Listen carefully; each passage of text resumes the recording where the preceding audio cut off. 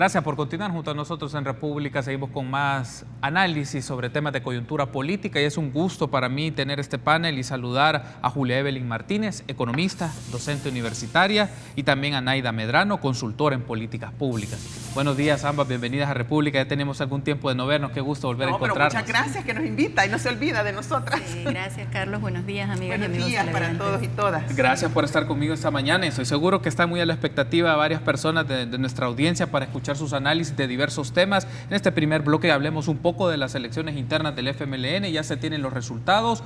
Hugo Martínez se constituye en el candidato a la presidencia del FMLN por los datos que mencionaron ya en la fase final.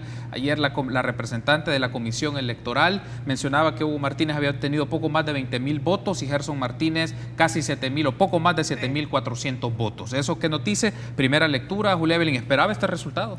Sí, no, yo esperaba este resultado, aunque yo tenía la esperanza que ganara Gerson Martínez, pero porque son dos, como yo creo que en este análisis debería de verse los dos proyectos políticos que estaban en juego en estas elecciones del FMLN. Yo creo que el proyecto de Gerson Martínez era el proyecto de tratar de rescatar al FMLN y que se mantuviera o que volviera a las raíces de ser un partido de izquierda, ¿verdad? De ser un partido crítico del sistema económico, un partido que fuera crítico del neoliberalismo, entre otras cosas, pero volver a las raíces de la izquierda. Y con eso yo me alegraba porque yo siempre me he definido como una intelectual, una economista de izquierda, pues, y yo siempre quería volver a ese referente. En cambio, el proyecto de Hugo Martínez era convertir finalmente al partido FMLN en un partido socialdemócrata, ¿verdad? Y yo escuché los planteamientos de él durante su campaña interna, también escuché su planteamiento con el triunfo, cuando él dice que su prioridad va a ser, no sé, el empleo, la seguridad y el crecimiento económico, con un poquito de política social, entonces eso ya le trae la socialdemocracia. Entonces yo creo que al final el FMLN va a encontrar su propia identidad porque va a salir de esta confusión, digamos, de este problema de identidad que le viene caracterizando durante los últimos años, y finalmente con Hugo Martínez pues finalmente se va a transformar en un partido socialdemócrata y está listo entonces para hacer las alianzas que probablemente le van a permitir un gane en la segunda vuelta de las presidenciales. Pero una cosa yo digo, ¿qué querían? Salvar al partido de izquierda, volver a la izquierda, hacer la transformación a la socialdemocracia. Pues ganó la segunda opción y bueno, si eso es lo que las bases del partido FMLN desean, pues felicidades porque ya lo lograron. Hay un aspecto que ha mencionado Julia Evelyn muy interesante, Nay, de tener su reacción sobre esto. Menciona que al ganar Hugo Martínez se va haciendo la transición a un proyecto de socialdemocracia. Hay un aspecto que me da mucho la atención porque él anunció su precandidatura el 18 de abril. Poco tiempo, digamos, 40 días previo a la elección, y tener una cantidad de votos como la que obtuvo, algo muestra. ¿Cómo analiza esto, Naida? Mira, a mí me gustaría partir como de dos premisas fundamentales. Uno, el mensaje del 4 de marzo y dos, el mensaje del día de ayer. Yo creo que evidentemente, más allá del electorado en amplio, la militancia se ha manifestado en función de ir en contra de una decisión, de una dirección en particular, de un estilo en particular, de una forma de decidir en particular, ¿no? El pecado original, digamos, de Gerson era ese, que venía de una decisión, de una dirección, inconsulta, por supuesto, y que definitivamente viene arrastrando con todo el descontento que no solo la militancia, sino que los votantes y las votantes en general reflejaron el 4 de marzo, pero que se ve, digamos, reafirmado el día de ayer. Entonces, el día de ayer, la militancia, más que pensar sobre qué proyecto político se está decidiendo, que yo tengo mis dudas todavía si la militancia realmente está segura de qué tipo de proyecto político está definiendo, porque además se ha perdido mucho la escuela política, ¿verdad? O sea, el FMLN como partido político ha perdido mucho la lógica de escuela política. Lo que ha hecho es, evidentemente, generar un mecanismo de rechazo a una dirección del partido que no termina de reaccionar. Vemos que se siguen tomando las decisiones de manera viciada, vemos que se siguen definiendo asesores y asesoras en la Asamblea Legislativa con esta lógica de rueda de caballitos. Entonces, creo que 2 mensajes más claros que estos son imposibles. Es imposible de no leerlos, de no comprenderlos. Y si sucede, pues prácticamente se va a dar el tránsito hacia lo que dice Julia Evelyn, es decir, a una nueva generación que ahora irrumpe, no necesariamente bajo los preceptos originales con los que nace el FMLN, y que está obligada, de alguna manera también, a generar esos mecanismos de diálogo, de negociación con otros espacios en el país que además nunca lo perdieron. Ese es el punto, ¿no? Creo que al fin y al cabo sería como una carta más honesta en el entendido que el FMLN se estuviera asumiendo como lo que ha sido en los últimos años o la última década. O sea, el FMLN desde los últimos 10 años tampoco es que haya sido la izquierda desde con la lógica con la que nació, ¿no? Sí, y ahora está dando el paso. Si me permite, sí, Brenda, pero yo creo que el problema del FMLN y que también explica los resultados del 4 de marzo es el problema de la incoherencia, de la falta de coherencia entre lo que dice su discurso y lo que hace en la práctica.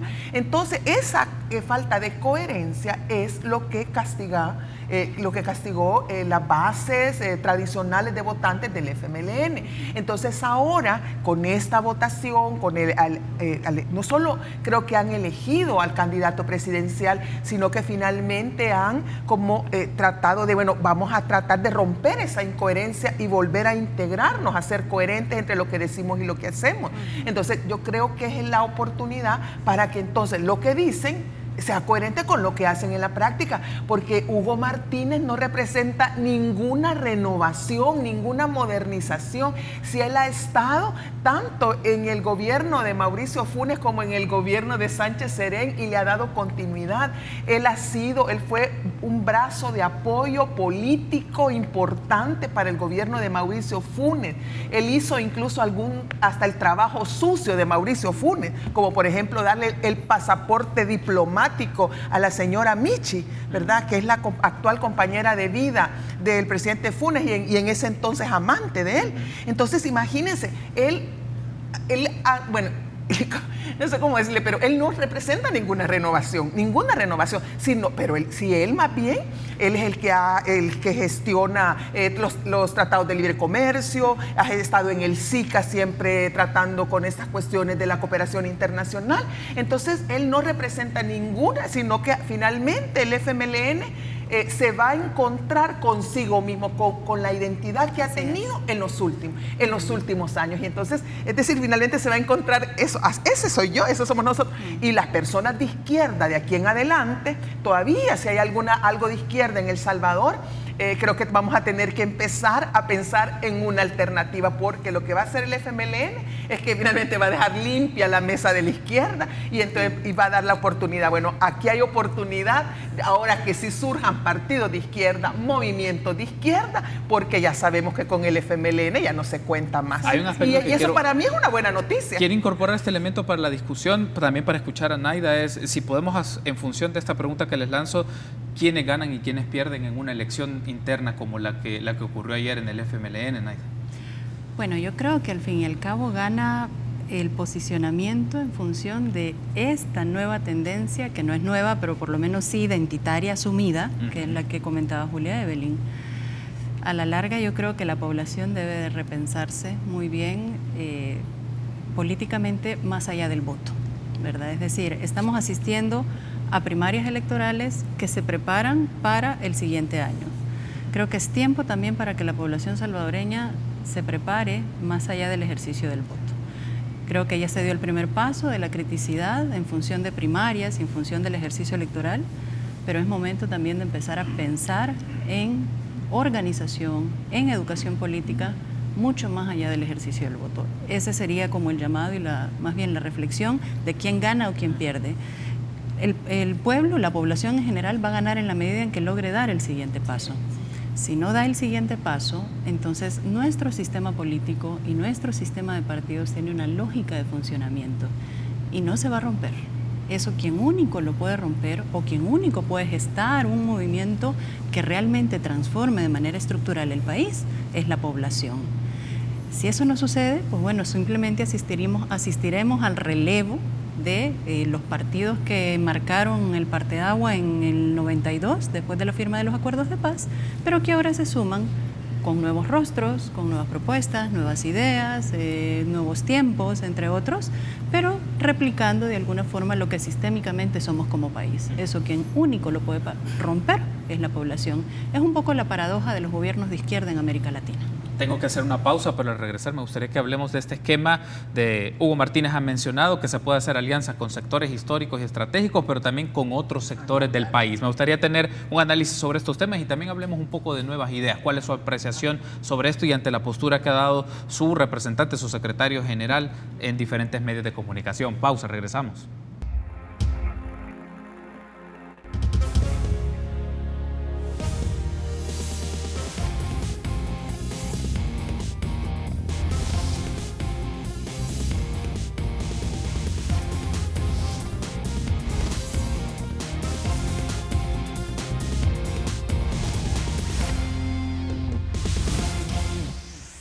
Gracias por continuar junto a nosotros en República. Seguimos en este panel de análisis junto a Julia Evelyn Martínez y Naida Medrano. Ahora hablemos un poco del tema de nuevas ideas, Naida. En los últimos días, su secretario general, Federico Anliker, ha andado en diferentes medios de comunicación, ha estado también acá en República, dando el punto de vista de nuevas ideas. Uno de los elementos que aparece en la discusión y en redes sociales también se ha dicho, pero en la práctica, ¿cuáles son las propuestas? En particular, ya cuando se hacen cuestionamientos ante temas muy particulares, ¿cuál es la lectura que le ha generado las declaraciones de, en este caso, su secretario general, que es la voz, por decirlo de esta manera, oficial de este partido en formación?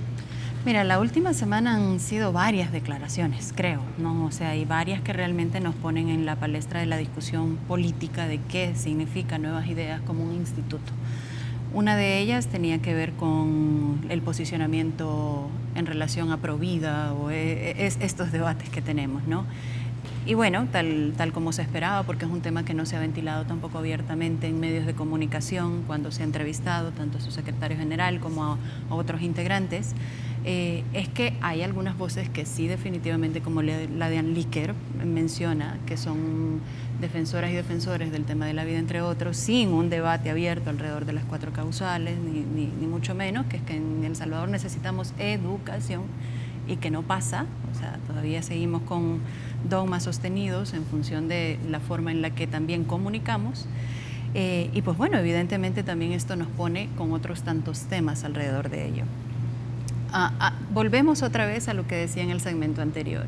Es decir, el problema del sistema de partidos y el problema del sistema político de El Salvador descansa en la réplica de los vicios que no reflejan de manera fidedigna propuestas, sobre todo en la izquierda, que sean coherentes en la práctica como tal.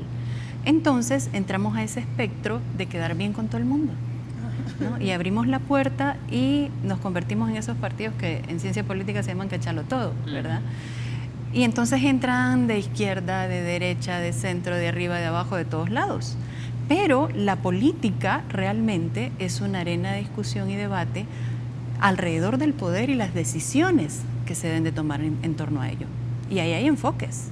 Y en algún momento Nuevas Ideas deberá de tomar decisiones en función de la gente que le conforma, pero también en función de país, si sucede que este instituto político llega a gestionar el Estado, la institucionalidad pública. Entonces, en ese sentido preocupa mucho, porque claro, dentro de una propuesta electoral y dentro de una, digamos, ansiedad electoral por querer gestionar la cosa pública, puedes abrir la puerta de par en par. Pero si no tienes tampoco propuestas concretas, pues también es no solo peligroso, sino que no hay un rumbo sostenido incluso para el país. No obstante a ello, yo pude ver un discurso dado por Nayib Bukele en una cena que ofreció a efecto del tema de presentación de Nuevas Ideas. Y Nayib Bukele lo que mencionaba en su discurso era un país que prácticamente descansara en materia económica en la famosa teoría del rebalse, ¿verdad? En generar proceso de desarrollo y además de manera lineal, ¿verdad? O sea, el desarrollo visto de manera lineal, no como en Latinoamérica, que son picos y valles, etcétera.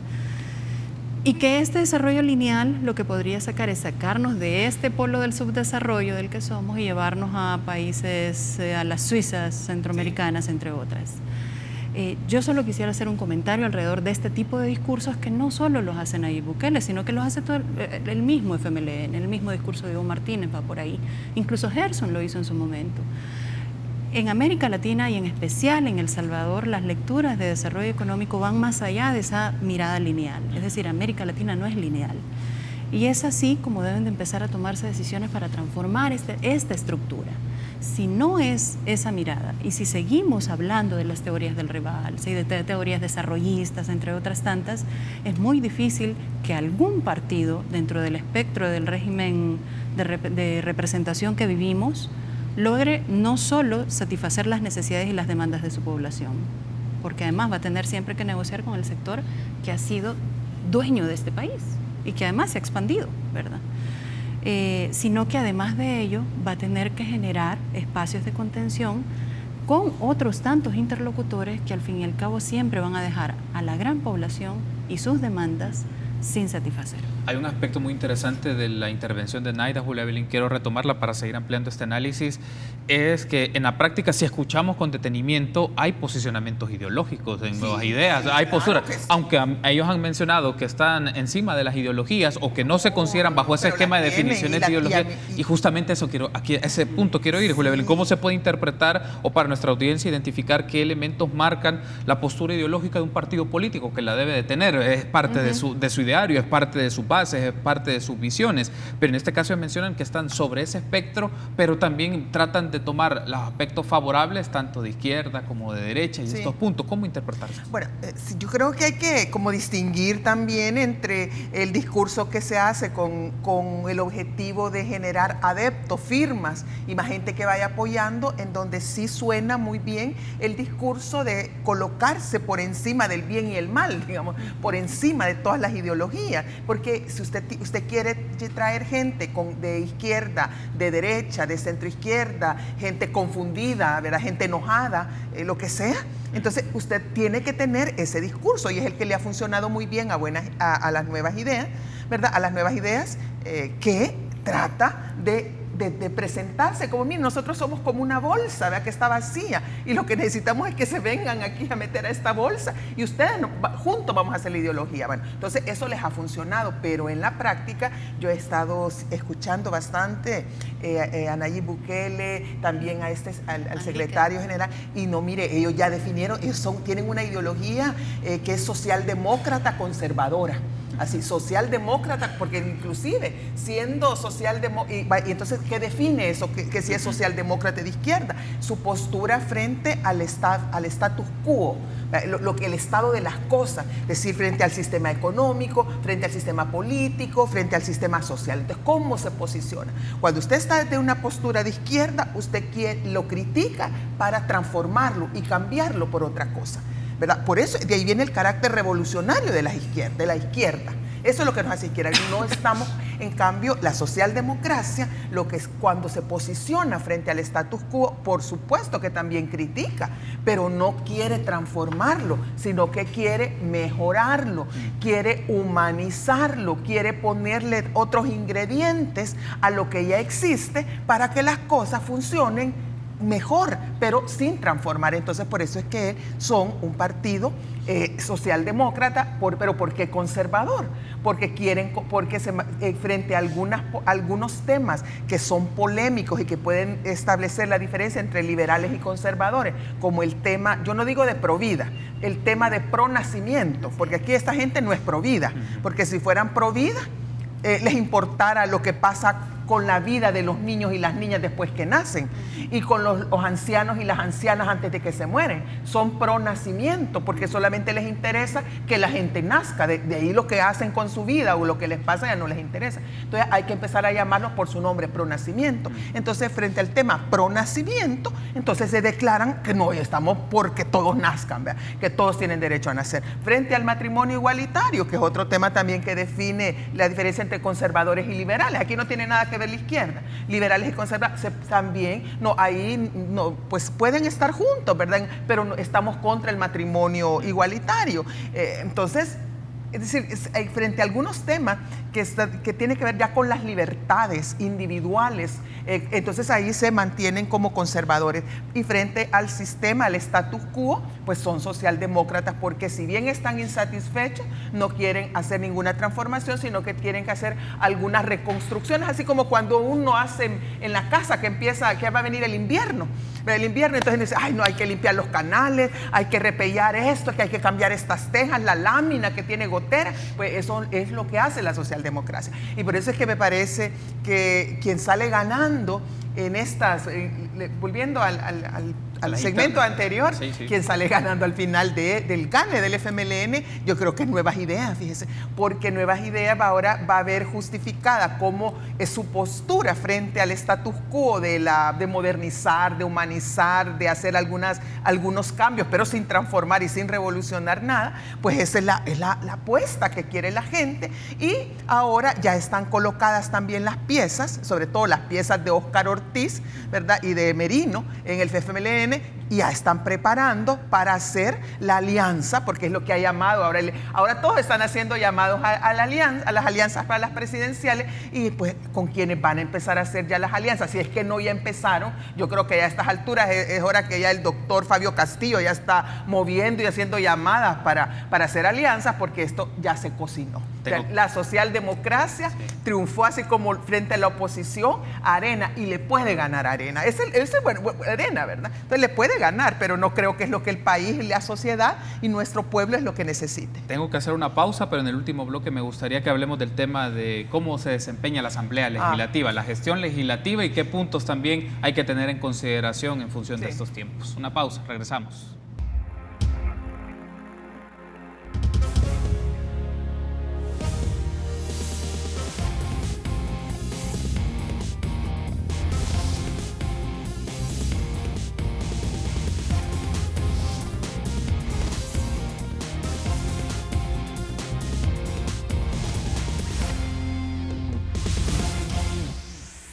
Gracias por continuar junto a nosotros en República. Último bloque de este panel de análisis junto a Julia Evelyn Martínez y Naida Medrano. Hablemos un poco de la Asamblea Legislativa. Naida, ha estado con nosotros en el primer segmento de la entrevista Norma Quijano, presidente de la Asamblea Legislativa. Abordamos diferentes temas, pero uno de los que está marcando la Asamblea Legislativa, las decisiones que se van a tomar en las próximas semanas, es la aprobación de préstamos. Uno que tiene que ver en el área de salud, otro que el ministro de Hacienda ha llevado para el tema de discusión financiera. Si gusta, me gustaría tener su apreciación sobre esto. Es qué va a marcar las negociaciones en función de préstamos. El Estado los requiere o el órgano ejecutivo los está demandando, pero su correlación no es la más favorable. Así es. Bueno, para muestra un botón lo del préstamo del Hospital Rosales, ¿verdad? O sea, yo creo que están las cartas tiradas sobre la mesa. Hace algunos programas hablamos precisamente de qué significaban esas correlaciones en la Asamblea Legislativa. Empieza el juego y evidentemente el tema de préstamos, el presupuesto general de la Nación, del Estado, entre otros, ahí estarán colocados en función de la correlación existente. La correlación existente favorece, tiene un peso a través de los partidos de derecha, ¿verdad? Y bueno, con un poco más de negociación tienen mayoría simple, y con un poco más de negociación puede extenderse incluso a la mayoría calificada. Esto implica, por supuesto, un cierre del Ejecutivo bastante cuesta arriba, ¿verdad? Porque al fin y al cabo muchas de las decisiones e incluso muchas de las decisiones de construcción de institucionalidad pública que toma esta Asamblea Legislativa va a descansar con esta correlación. Como son las elecciones de segundo grado, que ya se están también discutiendo listados de futuros magistrados, magistradas, entre otras. Entonces eso es lo que tenemos sobre la mesa.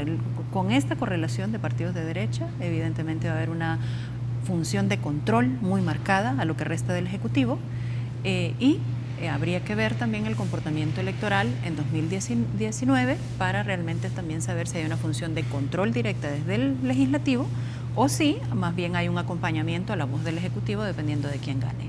Las cartas están sobre la mesa desde el momento que supimos las correlaciones, y yo creo que la población debe estar clara en función de hacia dónde van a tener tendencia las decisiones de la Asamblea.